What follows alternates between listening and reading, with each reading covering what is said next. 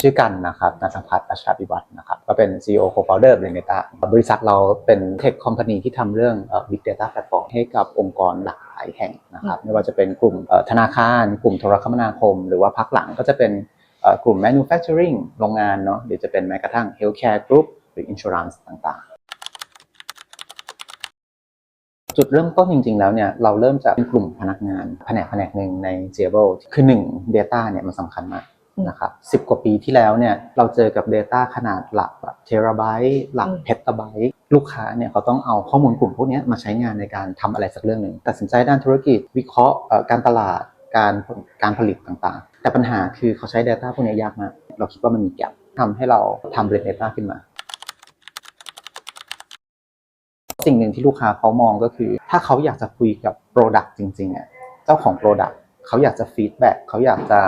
ได้ฟีเจอร์อะไรเพิ่มเติมเนี่ยเขาสามารถคุยกับทีมผู้พัฒนาได้โดยตรงซึ่งอันนี้ก็อาจจะเป็นหนึ่งในจุดแข็งที่ลูกค้าหลายๆคนชอบกับจุดที่2ก็คือจริงๆแล้วในเรื่องของเทคโนโลยีเนี่ยหลายๆอย่างเรากล้าการันตีว่าเรามีประสิทธิภาพที่เหนือกว่าด้วยเวลาไปแข่งกันเนี่ยเราก็ต้องบิดประมูลแข่งกับคู่แข่งหลากหลายรายมันก็จะมีการมีสเต็ปที่เรียกว่า POC proof of concept เขาก็จะให้เราเอา product เราไปทดสอบตาม criteria ของเขาหลายๆโครงการเราได้มาก็ด้วยวิธีนั้นที่เราชนะคะแนนด้านเทคนิคอะไรแบบนี้ผมว่าแค่3 ปีที่ผ่านมาไม่มีงานไหนไม่พูดคำว่า AI ใช่ไหมครับทุกงานแบบ AI ยังไม่มีคำว่าแบบ decline หรือ slow down ของ AI ยังไม่มีนะจริง AI ในโลก enterprise เขาใช้กันมาเป็น10 ปีแล้วแต่ความง่ายในการ adopt ของ AI มันยังไม่ง่ายเท่าทุกวันนี้การจะใช้ AI สมัยก่อนนะมันคือการจ้าง data scientist แบบกลุ่มเนิร์ดๆอย่างเงี้ยมานั่งเขียน mathematic model สักอันนึงโครงการมูลค่าเป็น10 ล้านเพื่อที่จะได้โมเดลตัวเล็กๆมาตัวหนึ่งทุกวันนี้อยาก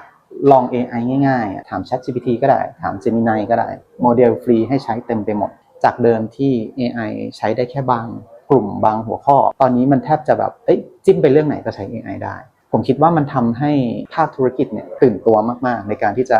สามารถเอา adopt ใช้ AI ได้ demand มัน rising มากๆผมคิดว่า3 ปีถึง 5 ปีถัดจากนี้ pricing สบายๆเราสามารถที่จะมองเห็นองค์กรใช้งานข้อมูลกันเป็นเรื่องปกติสิ่งที่แตกต่างกันคือ scale มากกว่าว่าองค์กรนี้อาจจะใช้ AI simple AI สัก3 ตัวใช้ ChatGPT พอแล้วบางองค์กรอาจจะแบบว่าใช้ในทุกๆขั้นตอนของการทำธุรกิจเขาเลยแล้วก็ในมุมของ Data ก็คือใครมี Data ใหญ่กว่าได้เปรียบ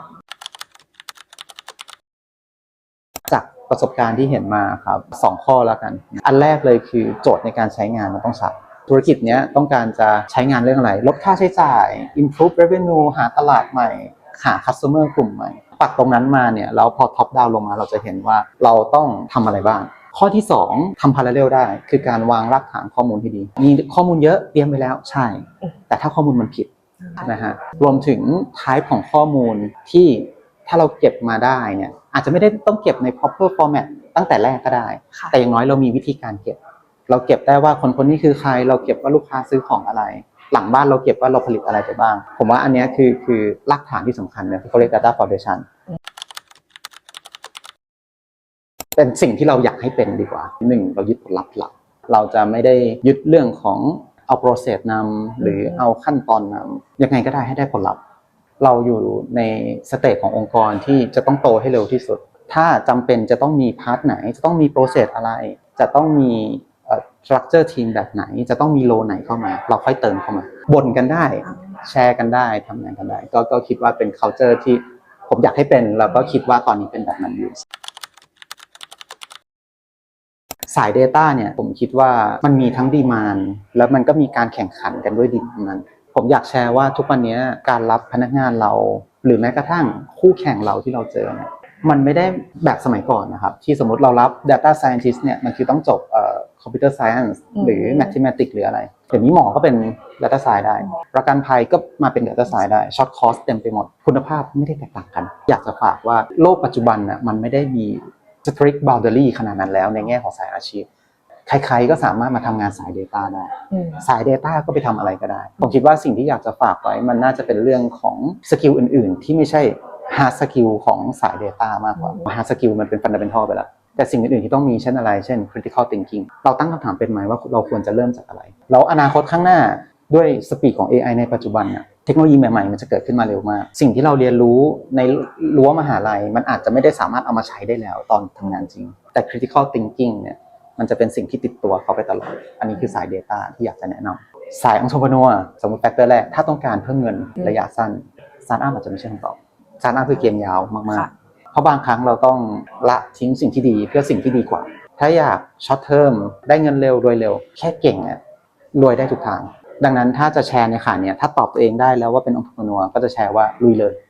ค่ะคุณกาค่ะ